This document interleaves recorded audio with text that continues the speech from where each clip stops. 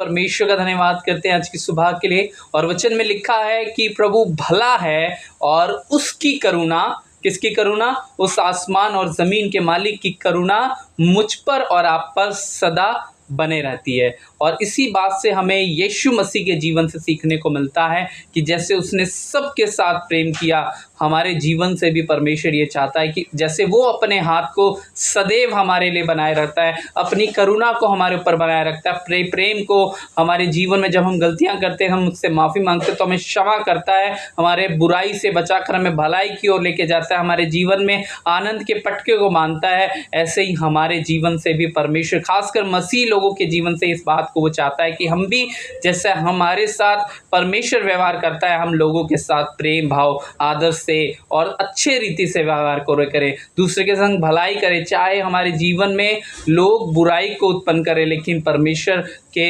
जीवन से, यीशु मसीह के जीवन से हमें इस बात को सीखने को मिलता है कि हमें अपने जीवन से लोगों के लिए भलाई और एक अच्छाई को उत्पन्न करने की ज़रूरत है। तो सच में प्रभु के वचन से इस बात को सीखने को मिलता है कि जैसे वो अगर हम पर अपनी करुणा बनाए रखता है अपने बच्चों पर, तो उसने हमें मसीह होने के नाते इस बात को सिखाया है कि तुम भी एक दूसरे की सहायता करो, एक दूसरे से प्रेम करो, एक दूसरे के गुनाहों को माफ़ करो, एक दूसरे को क्षमा करो और एक दूसरे की सहायता करो। तो जैसे हम अपने जीवन में परमेश्वर की करुणा को चाहते हैं, परमेश्वर भी ये चाहता है कि हम भी अपने जीवन से लोगों के लिए बुराई का नहीं वरन भलाई का कारण बने। परमेश्वर आपको आशीष दे। Praise the Lord.